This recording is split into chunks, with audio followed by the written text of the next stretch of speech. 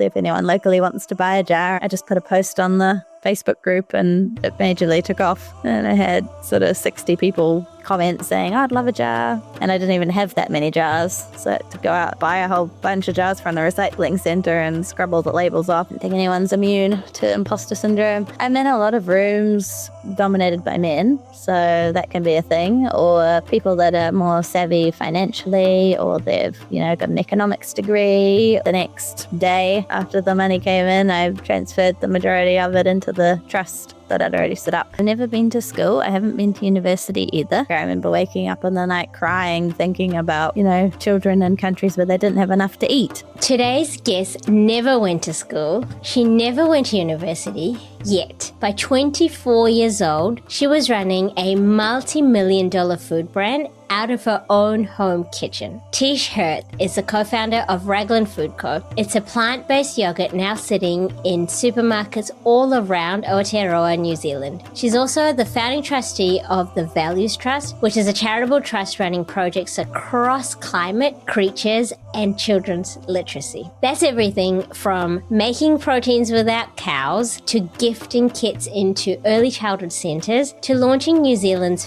first social enterprise, Doggy Daycare. We cover a ton of personal stories in this episode. If you enjoyed this episode of Care Beyond Profits, do me a favour, like, share, and subscribe below. Thank you for your support. Now, let's get into it. Tesh, welcome to Care Beyond Profits. Oh, thanks for having me. Thank you. I have to say that I tried your coconut yogurt and you were right. I really got in there and it was good. It was good. And I have to say that not many people that I know make a multi-million-dollar business from their kitchen at 24. So I am so excited for this conversation today. Oh, it's lovely to be here. Thanks for having me. Thank you, Tesh. Take me back to growing up. You were homeschooled. You had no formal education. What was that world like as a kid? I loved it, personally. Yeah, I've never been to school. I haven't been to university either. So quite a different educational path, I suppose. But yeah, my parents always wanted to homeschool. They hadn't been homeschooled themselves. There are four of us. I'm the oldest. And yeah, so the whole way through, we started, right through till finishing high school, was just doing our own schoolwork, quite self-directed at times. There was structure around it and we knew what we needed to do by when, but a lot of flexibility as well, because you could work extra hard one day and do less the next day, for example, or like sometimes I would do schoolwork at night and then be able to have the morning off. So I feel like it taught me time management really early and sort of, putting effort in and reward. And I really enjoyed having all that freedom and flexibility as a kid. And you said there were four of you. So what was were they all homeschooled as well? And how did that go for them? And was it the whole time all the way up to finishing high school? Yeah, all of us, except for my younger sister who did the last couple of years at high school. We were all homeschooled. So that was quite nice because we're sort of in pairs. There's me and my sister Cindy, and we're a year and a half apart. So we'd kind of be buds and work together. And then there was a bigger gap. And then my brother and little sister would do their work together. So we sort of had a friend, to work alongside. And then we also had homeschoolers group. So you get together with heaps of other families who also homeschooled, and we did all sorts of activities like sports and dance and singing and art, and on different days of the week, but sort of like teamed up with these other families. And yeah, so we had lots of friends through homeschool group. And then some things we'd join in with the school for, like I was in a school netball team or school badminton that let us be part of that, just had to pay fees to be part of it. And so yeah, Mum did a great job. It was like something she was really passionate about and wanted to do, and we got to spend heaps of time together as a family. And I think that's how we've ended up all now pretty much working together as a family on different projects, and Mum and Dad living right next door. And we can get into that a bit later. Yeah, and that's really fascinating because I really relate to that. Obviously, I also am part of a family business. My dad founded it, and then my brother joined, and now I've done a full 360 and come back to that. I find that really fascinating. And so you said that your mum obviously homeschooled all four of you, and that's quite a big task on its own. Oh, yeah. That's a feat for a superhero. Yeah, and what was she like? Tell us a little bit of a paint a picture on your mum, and let us go into that moment of, because I'm sure someone who's bringing up 4 children, there's a lot on her as well. Oh yeah. And dad was there too. So dad worked from home. He's an architect. So he had his like downstairs office. So he was on site, if we needed anything as well. And he helped us with certain things like maths. But yeah, mum was the main teacher. And I think you need a lot of patience if you're going to homeschool your own children, because I don't know, I guess it's a bit different. I can't say this because I haven't experienced it myself, but I imagine going and being taught by someone you don't know as well. You're not as familiar. So you maybe get a little bit less pushback. Whereas they're your own children and, you're really close and you know each other well. So there's less filters, maybe. Yeah, so she was really patient and also fun. Like she's quite a lively lady. So she was always coming up with different activities for us and had a lot of energy, which I think is also an important part of taking something like that on. Did you ever feel that you were missing out at all, hearing from your friends or, the neighbors, anything like that? It was pretty annoying because every single time that you'd ever tell anyone you're homeschooled, the first thing they would say is like, oh, but how do you have any friends? Like they're really worried that you're super isolated and alone.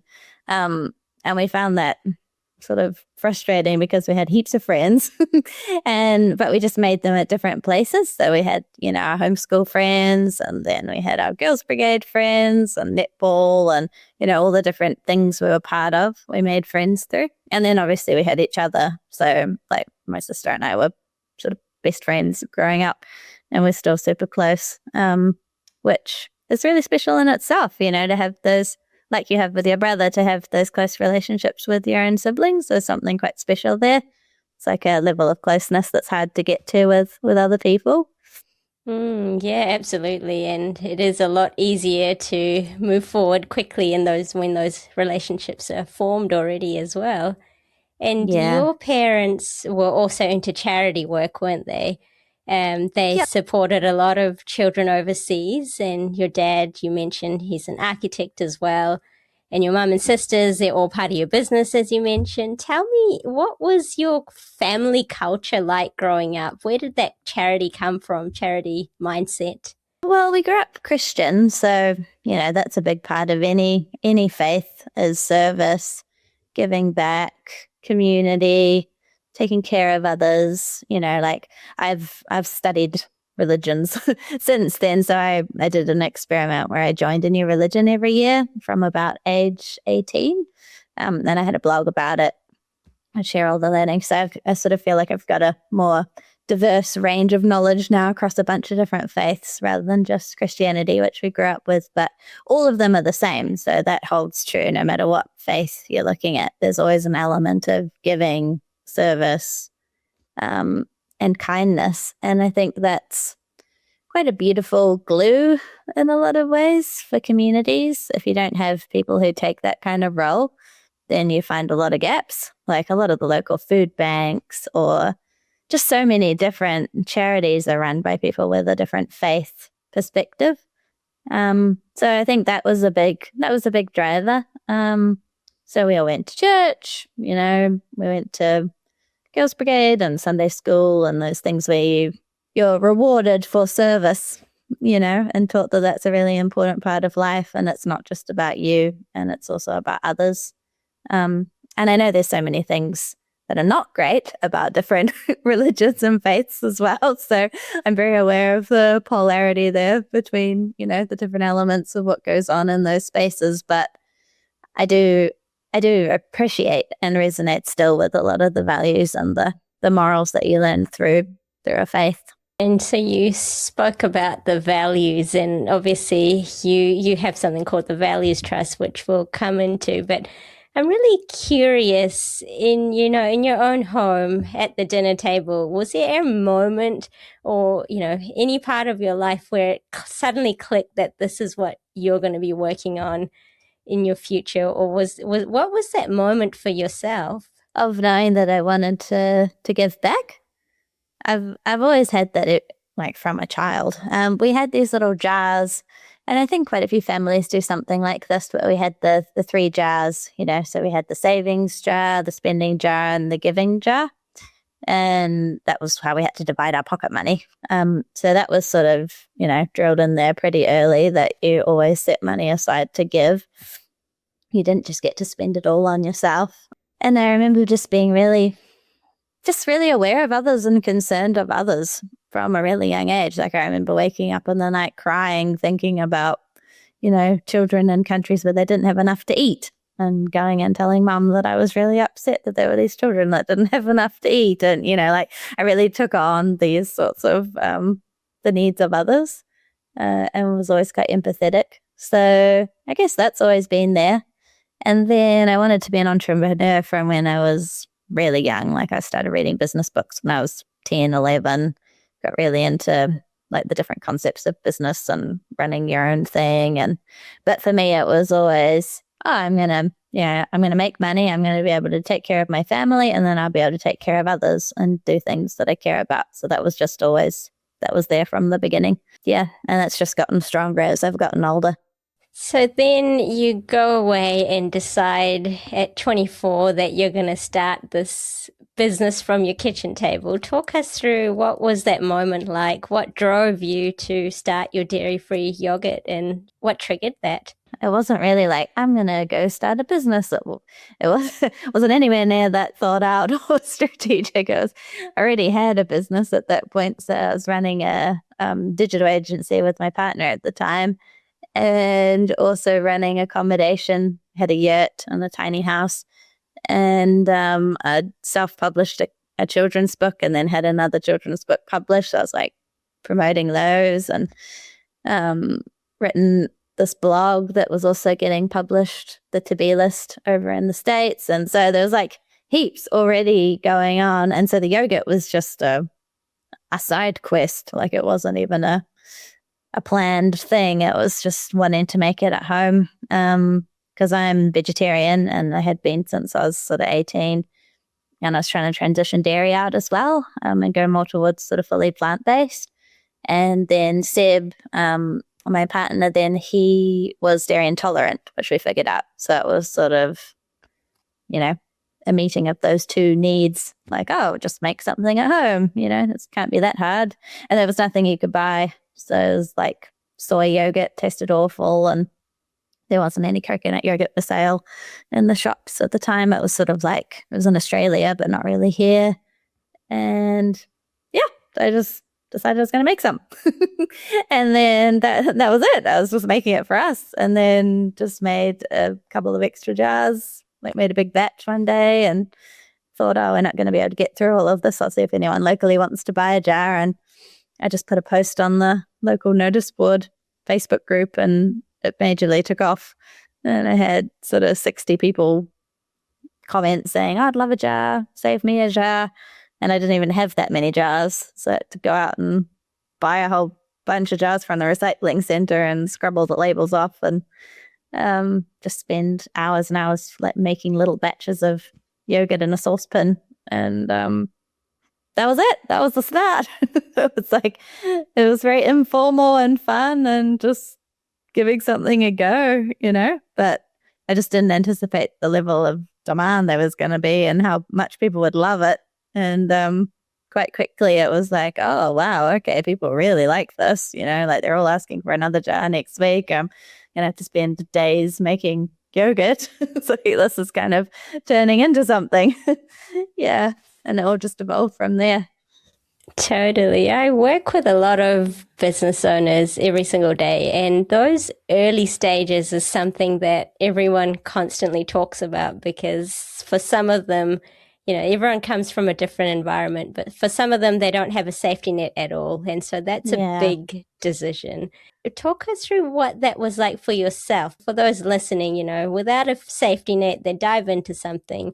But for yourself, how did you build that up, and what did that look like? Well, we didn't have a safety net for sure. So we'd just bought our first home. So we just had a mortgage, and then had the other side or the other businesses that were running already. And so it was very much like all the profit from any yogurt sale goes back into running the yogurt business. I kept all the other things going on the side as well as the yogurt kind of gradually took over. So I was the editor of a travel magazine at the time. So I was still doing that for years while doing the yogurt business and still cleaning the accommodations, for weekend bookings and doing copywriting gigs and freelance articles and like a whole variety of things, hustling on the side while building up the yogurt business and not paying ourselves either. So, we weren't taking a salary or anything. It was all just going straight back into the business. So it was like a gradual growth with everything getting reinvested, which worked really well. And I have recommended that to a lot of other entrepreneurs starting out. That whole theory of like, don't just drop your side hustle and just put everything into the business straight away. It puts a lot of pressure on the business, and you kind of have to expect that you're not going to be able to pay yourself for a while. So it can be years before you can pay yourself. So I always recommend keeping something else going, so you got a bit of consistency of income, or if you have a full-time job, maybe going part-time, doing your business on the side. You still want like that incremental, sustainable growth rather than just go all out and then crash and burn and get really depressed, which I've seen happen to a number of people. Yeah. Oh, yes. And I think that's very wise words because, the word safety nets gets put on so much. And I think sometimes it gets covered as something that is dollars in the bank. And what you've actually demonstrated is actually you've got something going that can keep you fed and you can carry on, but yet you can still carry on another pathway and try it out. Now, you did all this without a university degree in business or anything like that. So talk us through what was your learning like that you had to do before you start into entrepreneurship? Because a lot of the times people are waiting to learn the thing and then go into it. But your example is very different where you've actually been learning all through life. So tell us a little bit more about that. I think I credit homeschooling for this because it's very much like if you want to do something, you can just learn how to do it and you can teach yourself. You don't need to have a degree to do it. So lots of reading. I'm an avid reader. Lots of learning from others, podcasts, talks, conferences, and then just learning from actually trying it because that's the best way to learn anything. I do talk to so many people because I call them the pick my brain conversations. Like I'm constantly getting these emails or LinkedIn messages. I just love to pick your brain about something. So I have at least 3 brain picking sessions usually a week. And lots of people want to start something, or they're sitting on an idea, or they've been kind of toying with this idea for a while, but they're just put off from starting. They just can't seem to get the momentum to actually get going. And it's because of all of those questions of risk and, how will I be able to pay myself? And do I know enough? And do I need to do more research? And so on. And that can just paralyze people. So I feel like you just get in there and you can learn everything you need as you go. And then you just adapt and pivot and try different things until you find the thing that works. It's very, very difficult to have the perfect plan and then execute the perfect plan. I don't think it works that way. And was there any time that you felt the imposter syndrome kick in? Yeah, plenty of times. I still get it now. I think everybody gets it. I don't think anyone's immune to imposter syndrome. I think for me, I'm in a lot of rooms dominated by men. So that can be a thing, or people that are more savvy financially, or they've, got an economics degree, or just many more years of experience. And you can second guess if you really know what you're doing, because you're like, oh, well, they've been doing this 30 years, but I actually don't agree with what they're saying and how they're doing it. So yeah, I think you have to learn how to back yourself and your own instincts and trust that you bring your own way of doing things to the table. It's not like just because someone's been in a career for 30 years, they're necessarily any better than you at at the thing that you're trying to do. So I still get it, but I just keep going anyway. How do you call it out when you experience it? Have you got sort of a framework that you follow in your own brain, or someone who you call in those times? What's your personal strategy? What's my personal strategy? I don't really call anyone that I can think of. I sort of just think, well, I have to speak what's true for me and learn how to put that out there, because sometimes I noticed I'd just sit on things quietly, especially if you're in more of a male-dominated scenario and they're doing all the talking or talking over people. And I don't want to, that's a bit of a stereotype, but I have definitely seen that plenty of times firsthand.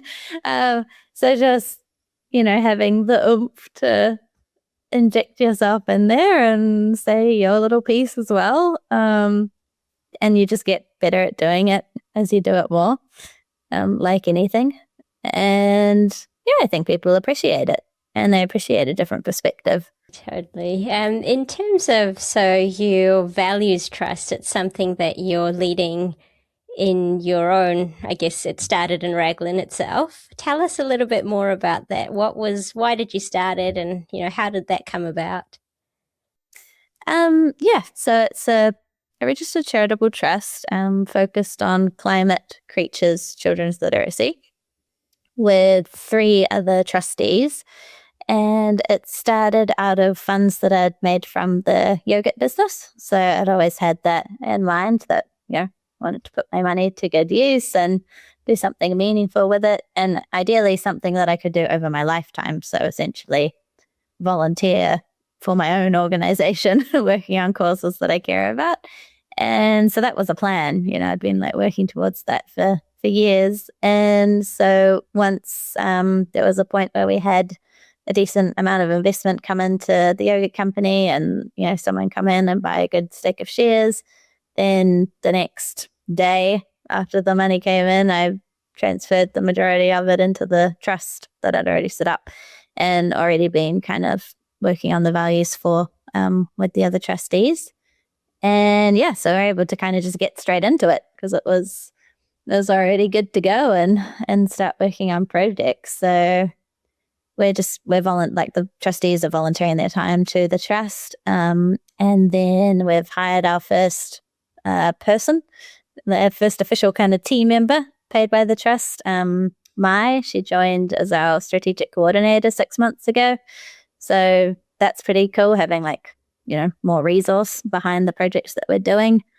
And everything's starting to get a lot more momentum now as well. We've got some solid projects out there and starting to get some results. And so it's really fun. And this is what I'm planning on doing for my life, so just putting all the time and energy that I can into these causes, because I think they're all really important in different ways, and all kind of linked too, even though they don't necessarily sound the same, but you end up finding all these links across these different industries and different problems that connect in different ways. Congrats on getting a new person. That's a huge milestone on itself, getting it underway. So that offloads yourself, doesn't it?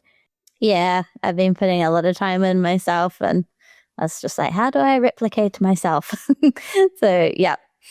That's definitely a huge milestone for any trust or any company, actually, because most of the time it's the owner that gets really involved, and that's the first big milestone. In terms of, I'm just thinking, in terms of your own trust, you're looking at it down the line, a decade, 10 decades later, and if one of your children asked you, Mum, what does this stand for? How would you describe it? Yeah, so I guess it's making a concrete difference in each of those 3 areas, but in an interconnected way. So we're taking quite an entrepreneurial approach. We're also very collaborative. And those are kind of 2 unique things, I think, to bring to a charity that I haven't seen, modeled that much. A lot of charities can get sort of I guess, very passionate about the cause, but don't necessarily have the sort of entrepreneurial or business structure to bring to the cause. And so then because they don't necessarily have a sustainable model, it can really struggle or it can fizzle out. And so we're trying to take this sort of social entrepreneurship lens to these charitable causes. So that's what it's been created around. And so I would love that in 100 years, if it's still running, which I hope it is, then it would still have that spirit, like the entrepreneurial spirit. And that it is, in your entrepreneurship, I always think is one of the best ways to make impact, because it's something that if you put it in the right way, then you can really create that, basically the ecosystem that gives you whatever you get back, you give again. And so looking at it from that lens, you've set this up. What are some of the projects, and I would love to give some concrete examples for our audience, that you're utilizing, and how are you making it self-sufficient along the way? Well, we're doing a mix of things. So rather than inviting people to apply for funding, which is, what a lot of organizations do, we're doing a more proactive approach. So we're picking our projects or starting them ourselves. And we're running on 7-year cycles. So we're 4 years in now to the first 7-year cycle.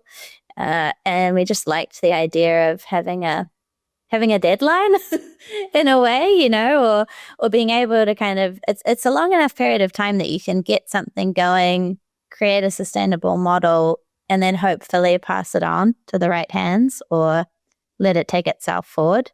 So we're not necessarily locked into, the same projects forever. We can get other things off the ground. And I think that just resonated with all of the trustees, because everybody involved is also quite entrepreneurial. So it's more fun as well than, doing the same thing for 50 years. So I guess that's the lens that we're taking. And then some of the projects themselves, so we've got sort of a core focus project in each of those 3 areas. And then a couple of other ones that we're supporting as well as we can.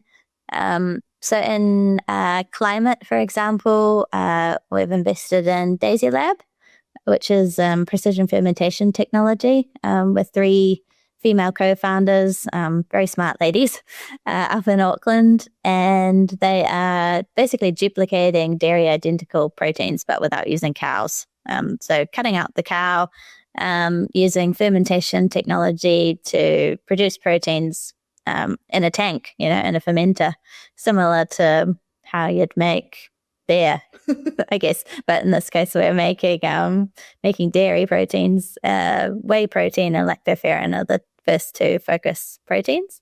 And so we're helping pioneer that for New Zealand, which is, kind of cool because we're the land of dairy, but dairy is not forever. And there's a lot of issues, and especially environmental challenges around basically using a cow to get a food source that we want as humans, which requires a lot of land, a lot of fertilizer, a lot of water, a lot of poop, and various other issues, which has, led to river degradation and all sorts of algal bloom issues and, all sorts of things for our country.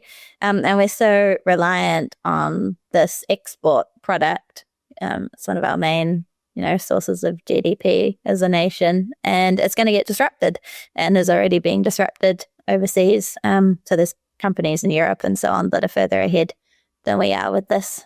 So we are trying to help New Zealand pivot and work with farmers rather than against them to embrace the technology, embrace their own gear that they have.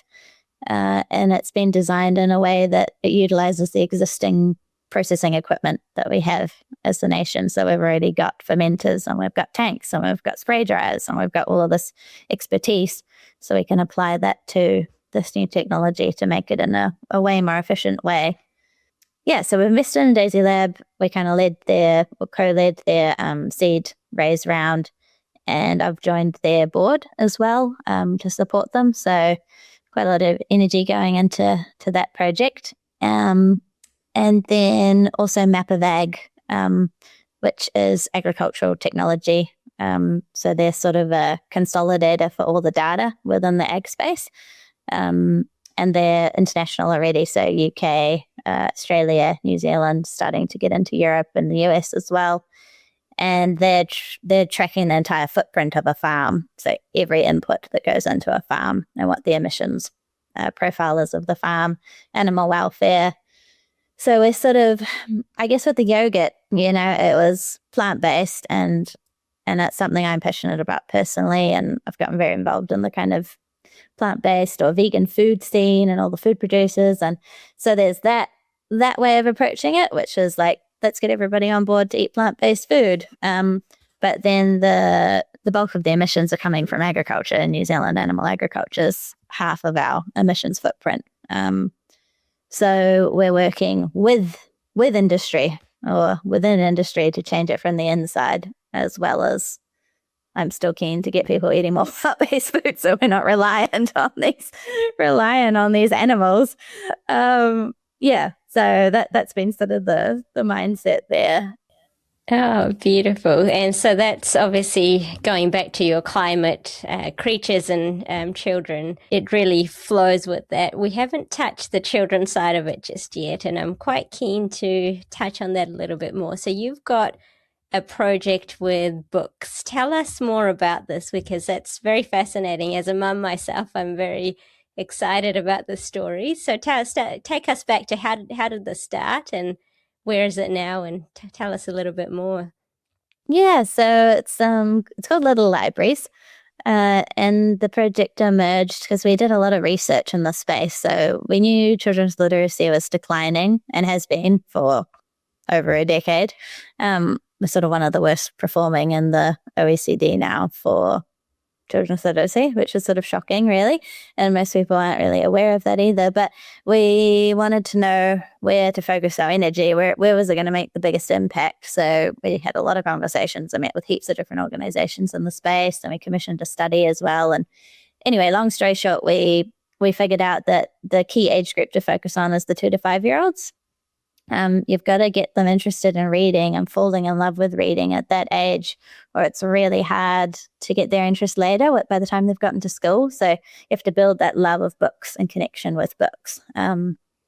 And so then it was like, okay, so we know that's the age group. Now, how do we reach them? And, what would make the difference? So we ended up coming up with this program called Little Libraries, which is like this beautiful forest-themed kit set that displays books. So there's like a tree and shrubs and boulders, and those house the books. And it's sort of twofold, the approach. So it's like make books appealing and beautiful and engaging and well displayed, so they actually gravitate to them in an ECE center, early learning center, and then also provide the right books, because that was another need that we identified, is that in a lot of like low equity centers and sort of areas of high need, they don't have dedicated funding for books. It's not that anyone's providing them with funding and saying this is specifically for books. Make sure you get really good books this year. So they often rely on donations or books people drop off. So they can end up with this sort of hodgepodge mix of books, and they might have ripped covers, or and they're not interesting, or they're old, or they're not appealing to those particular demographic of children. So we worked really hard to get the right books. So we've got 22 books that we provide with this kit set, and we worked with Storylines to define the list. So they're all award-winning. They're all New Zealand authored. Half of them include te reo, or they're bilingual. There's like strong Pacifica stories, which is so important because the tamariki need to see themselves reflected in the books to be interested in reading the books, which just, makes sense. And so we're shipping those to ECs all around Aotearoa. So we've shipped 220 so far, and another 80 are going into centres next month. So we've been quite busy with that the last couple of months, doing training calls with all the kaiko, like the centre managers, the teachers, lining up all the right centres. So, and then we're kind of wrapping around support, resources, literacy workshops, providing them with access to different programs that other people are running, working with public libraries to make sure that the public libraries connect with that centre and invite whānau to get a library membership. And so we're trying to come at it once again from lots of angles in collaboration with people to make it a really strong program that actually works. And it's really heartwarming, really. Like this, I love this project because I love books so much myself. So this is a personal love, and I guess something that made such a difference for me. And when I reflect back, if I hadn't been a reader, I wouldn't have ended up where I am doing what I'm doing. You know, books are such a key part of me learning the things I needed to learn. And and just opens your imagination and makes you more creative. There's just so many things to love about books. And it's really working. Like we've got a research partner. We're doing yearly surveys of all these centres and getting, results back on how they're going. And engagement is just tracking higher and higher because suddenly it's like there's this dedicated space for reading created within the centre. You have the little cozy cushions around the tree, and it activates storytelling, and they like the books themselves, so they want to pick them up and they're asked to be read to. And it just changes the whole vibe around books and reading. So we want to reach 1,000 centres with this program. We've studied the list of low equity centres, and that would cover all of them. And also at some point Kohanga Reo as well. And that would, hopefully elevate reading nationwide. And so we create the little readers before they're even at school, and then they're just more interested and have better outcomes, the whole way through their lives. And it's like teachers cry, like when we present this program to them and tell them that they're going to be receiving this beautiful kit set with all these books. And because we give them, it's a gift, they don't pay anything for them. They're overwhelmed. It's like, they're like, we can't believe that we're getting something like this, because it makes such a difference for them. And then we get these, adorable drawings and things from the children themselves. And it's a really beautiful and heartwarming project. Yeah. And I can feel that in your passion as you describe it. You must have gotten so many emails from the teachers and students. I mean, if you are going on board, like what's something that really struck with you in delivering it and seeing the impact coming back and hearing about it? Oh, just how hard they work. I think, I've just been really impressed, and they're such caring people. The people who have ended up in ECE, they're like the loveliest people, all these people that I've been meeting with, because I've gone to their conferences in person, and we've done heaps of Zoom calls and visited centres, and, so they're all just really nice people who are working so hard, and it's such a big job, and they're often underfunded, and they have so many children to look after, and they're really trying to meet their needs. There's been heaps of regulation change, so that's been really messy from what I can tell, with different governments trying to do things different ways and make them follow a bunch of different rules, and there's a lot of upheaval. So they're managing all of that, and they really care, but they don't always have the tools and resources to, be able to do as good a job as they would like. And so it's, I've been really impressed and also just appreciative. Like, I don't know if people would realize, and it's your precious children, like you're handing your children over to the centre to be cared for and to learn and develop, because it's such a key age. And if you don't make those neural pathways at that age, you're really set back for the rest of your life. It's not something that you just kind of bounce back from. It's such a critical age. No, and I completely relate to it, having children that are just, in that age zone and trying to get out of it. One of the things that we really, invested in ourselves as a family was books and making sure there's no screen time and, the back in the day kind of thing. But honestly, like watching them grow now and watching their love for books, I can just see them thriving so much. And when you think about the centres that don't have that, it is really, fundamental. And I think what you're doing is going to go very far, and the children will remember that, not now, but decades later when they do grow into love these books. In terms of, so you've got Floofsters, is that how you say that? Yeah, and Floofsters. Tell me about that, because that's quite exciting and it's a very cute project. So you built a doggy daycare in Raglan, which is which is Yes. quite cool to hear. You don't hear those stories very often, and it's No. 100% of that goes to Hoo Ha, which is even cooler, because you hear stories, but not from something from a local, very rural place, and then it's feeding back into it. So tell me about that. You mentioned your sister Cindy, and you both work together. So what drove that? How did you start it, and how did you end up having that as part of your family operation? So this is the creatures side of the trust. So we covered climate and children's literacy.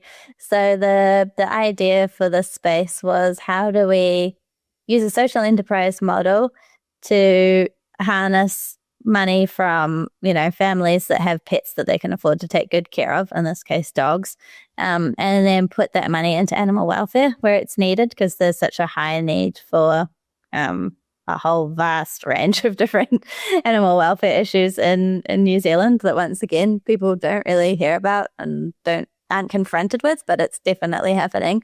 And so we wanted to find the right charity to partner with to deliver the actual outcomes, with de-sexing programs and education programs to help prevent feral cats and feral dogs from causing havoc and, the harm to native wildlife like birds. And that all happens because of lack of care, lack of understanding, lack of microchipping, de-sexing, registration, all these things that are so important to make sure that these animal populations don't just completely take over and run riot, in different areas of the country. And so we had this idea for this social enterprise kind of franchise doggy daycare, Floofsters, and I met with a lot of different animal charities to figure out who we were going to support with that, and ended up picking Hoo Ha, which is helping you help animals.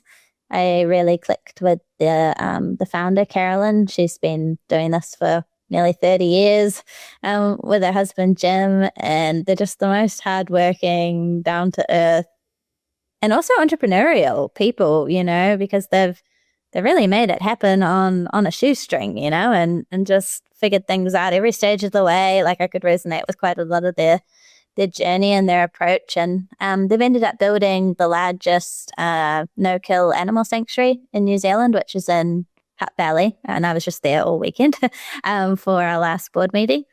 So I ended up joining their board. This is before Floofsters was even a thing, just to get to know them better and see how they operated and so on. So I've been doing that for the last nearly 3 years. And then along the way, we were trying to figure out, where do we build the first centre and, find the right property. And so it was a massive process to get resource consent, to get all the neighbours on board and build, an entire centre from scratch. It was just a paddock. And it just opened in January. So we've been open for like 3 months. Congrats. Yeah. 1/4. I know, our first quarter. And my sister Cindy, who I mentioned before, she's the centre manager. So she actually moved over from Australia with her husband to do this, which was just like a dream come true.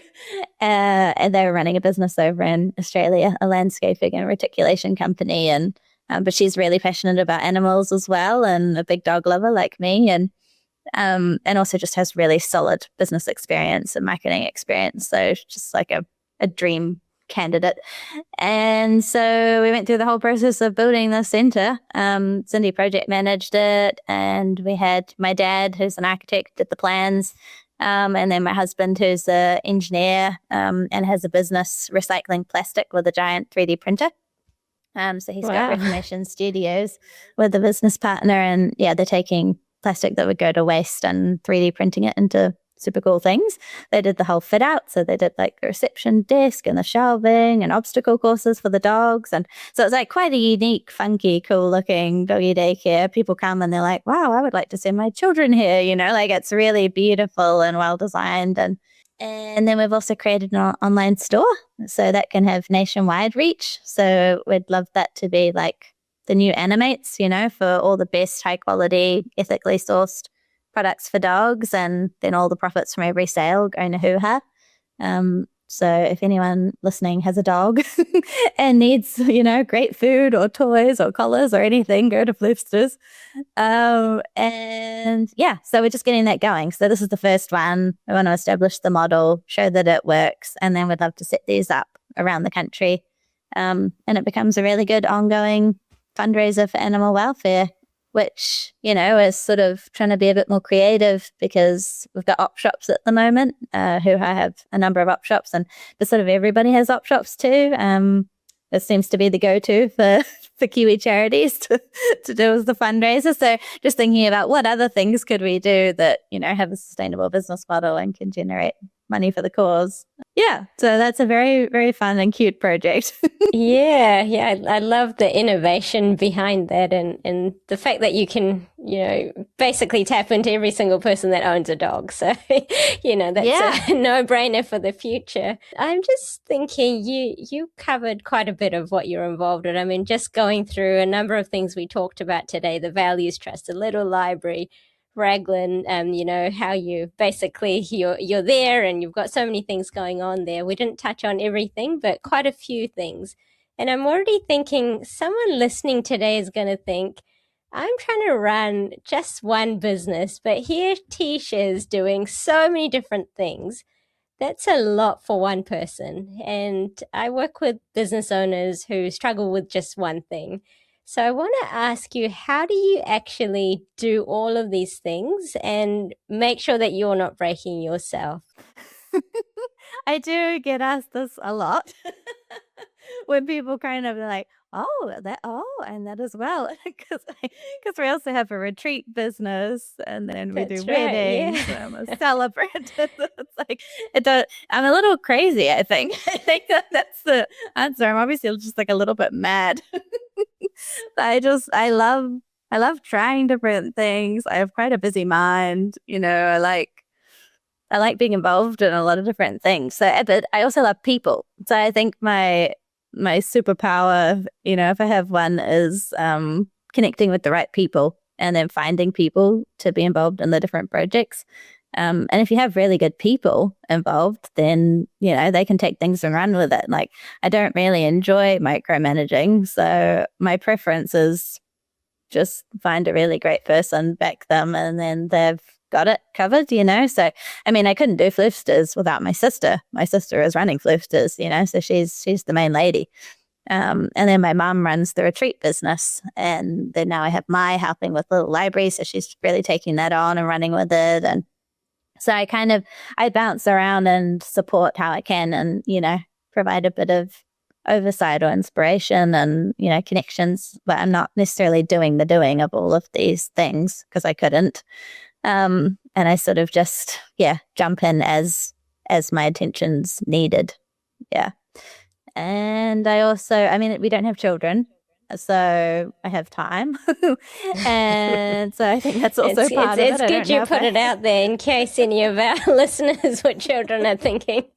Yeah, because it'd be impossible. Look at my friends with kids. I'm like, how do you even manage to go to a yoga class? It's like, it just looks so full on to be raising humans. So that's part of it. And I also just have a lot of energy. Like, I'm quite an energetic person. So I think I can cope with quite a lot. But even in saying all of that, like, I'm really trying in recent years to take more breaks and be more intentional about that. Like, we're doing a meditation retreat this weekend coming. I try and schedule. Is that meditation retreat something you're running as well? Well, it is at our retreat venue. Yes. So right. Yeah, there is a connection there. Yeah. But you're attending this time, so that's a good sign. Yes. Exactly. So trying to do regular exercise and always go out in the morning outside with our dog. And, so I'm not like, I don't think I'm manically crazy, not like the entrepreneurs you hear about who are working like 80-hour weeks and sleeping under their desk. Like, I'm definitely not doing that lifestyle and I don't want to. So have you ever burnt out during these phases when you've been juggling all these balls or experienced anything like that? I actually haven't, which I think is miraculous because I probably should have a couple of times, especially in the yogurt days. No, I've never had a full burnout. I've had times where I've been like, wow, okay, I really need to take a little break or take a holiday. And I'm quite a fan of the mini break, which I always recommend to people because I think people, they have this idea of like, oh, I can't go on holiday, 2 weeks away or a week or two away. It's too much. I can't take that much time off. But I think the mini break, just taking one extra day, just taking like a 3-day weekend or like a midweek, even one night away, it's amazing what a difference just a tiny break can make. You get just like a bit of perspective and a bit of a recharge, and it makes quite a difference. So yeah, I'm a fan of that. Yeah, no, I have no intention to burn out. I would like to keep going, consistently for my lifetime. and we wish you many more of this energy.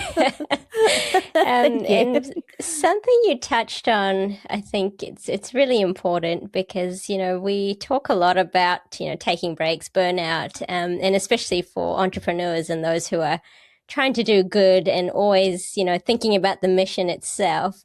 Something that comes up all the time. And I want to touch a little bit on that spirituality side. And it means something to everybody, whether they're religious or not.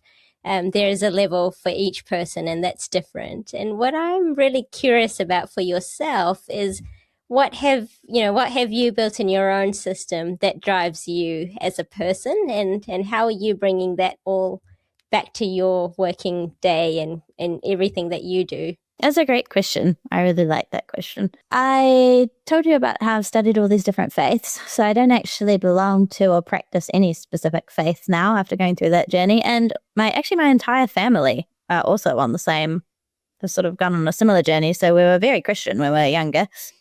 And now no one actually goes to church regularly. But we sort of kept all the same values, I think. So I feel like I've picked a few bits from all these different faiths that I studied that I still practice or, resonate with. One of them is the Baha'i faith has this beautiful concept called the virtue cards, which I really like. I have quite a lot of Baha'i friends, and I bought all the different sets that they have of these virtue cards. And the idea is you just reflect on one every day, and, it could be courage or generosity or like things that you want to develop as a person. And I really liked it because I had a similar project when I was younger with a blog called the To Be List, and I would blog a thing I, wanted to be rather than to do every week. I love that concept of to be. And yeah, I think, that just hits the nail right there because you're looking into the future. And what made you name it To Be, just out of curiosity? It was actually just an accident when I was writing my to-do list for the weekend, and because I've always been someone that has a to-do list. And I just accidentally wrote on the top to be list. And then I went to cross it out. And I was like, wow, I actually really like that idea. like, how would my life be different if I had a to be list instead of a to do list? It was just like this little profound moment for me. And then I decided to do that, to write them as a blog. And so that's a book now, as that got published in the States. But yeah, so that concept of the virtue cards felt very similar to the to-be list. And so we ended up actually writing for our wedding. I wrote our own set for all our wedding guests as a gift, and got a friend to illustrate them. And so that's like a little morning tradition that, we go out with the hot drinks and the dog and sit outside and do a reflection card. And so now we try and pick one a week that's the focus one for the week. And so I think just an awareness of these things, and I try and bring that into board meetings as well. I've done lots of exercises with different boards, starting the session with values, checking in with people personally, doing some sort of reflection. Like I think I bring that into my work as well. And it's so nice to have because often these sorts of settings are quite cold or it's just all business and not really about the people, but really the people are the business and they're the whole heart of everything. And so, yes, I think that's an approach that I've definitely brought. And then, yeah, spirituality wise, I really love Liz Gilbert. I don't know if you know her, but she wrote Eat, Pray, Love, and she's written a lot of different books since then. Big Magic on creativity, and she's got an amazing lady. And so I follow her. I'm part of her online community that she has called Letters from Love.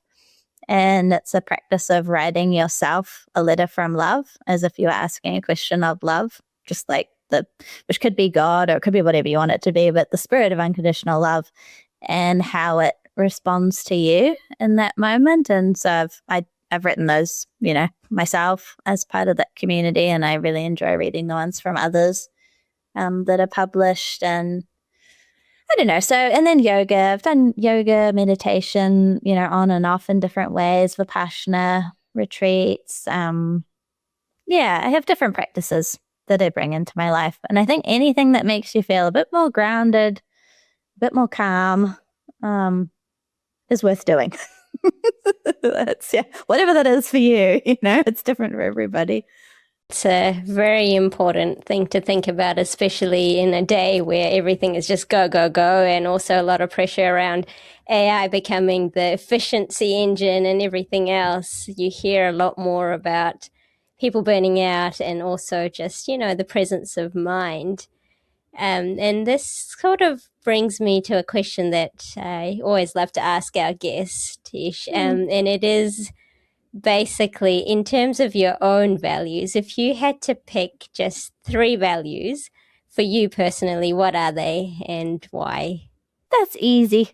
So I love Brené Brown. I'm sure you're probably a fan as well. I've read maybe all of her books, and one of them has an exercise on values, which maybe you might have done as well. But her theory is that there's 2 values.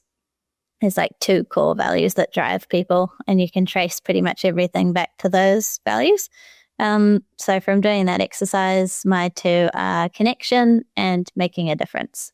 And those still feel really true. It was years ago that I did the exercise, but and connection, there's so many different ways to look at it, but I feel like it just goes across everything. So it's like connection to nature, it's connection to myself, connection to others, what's going on around me, connection to what is this life or like what's the point of it all, just like that broad sense of connection and being connected. That's really important to me. And then making a difference is, I guess, what keeps me going. Like it's not worth it for me to just do stuff for myself or make money for myself to buy fancy things. Like it's just not a driver for me at all. I have to feel like I'm being of service. I'm actually being helpful. I'm making things a bit better than they were. That's what keeps me going. So those are my 2.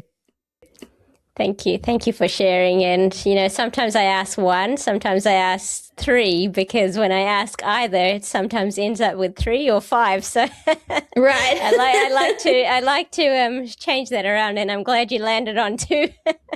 Yeah, so 2's a good number. In there. 2's a good one. Tesh, this has been such a great conversation. I really enjoyed listening to your journey, and I love that it's a very special journey, not only for those listening from the entrepreneurial view, but also those who are interested in giving back in society. And that's obviously what Care Beyond Profits is all about. And for the people listening, where can they follow you, and how can they keep up with your work? LinkedIn's probably best. I'm on Instagram, but I'm a bit of an infrequent poster. I have a love-hate relationship with social media. It's sort of like, it can create solutions and it also creates a lot of problems.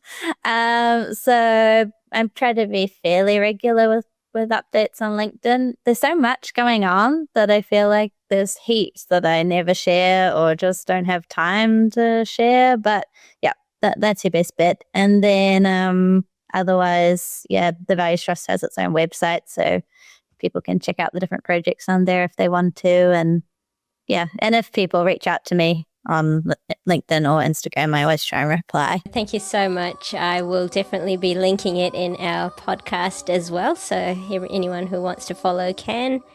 And it's just been such a genuine conversation, and I appreciate you sharing everything from, the bottom of your heart. Thank you. Aw, I've really enjoyed it.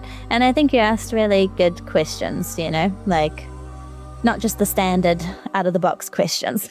So I enjoyed that as well.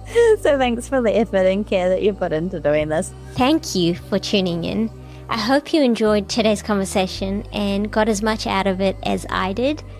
As always, if this episode speaks to you, please like, share, and subscribe to Care Beyond Profits. I appreciate you, and until next time, keep caring beyond profits.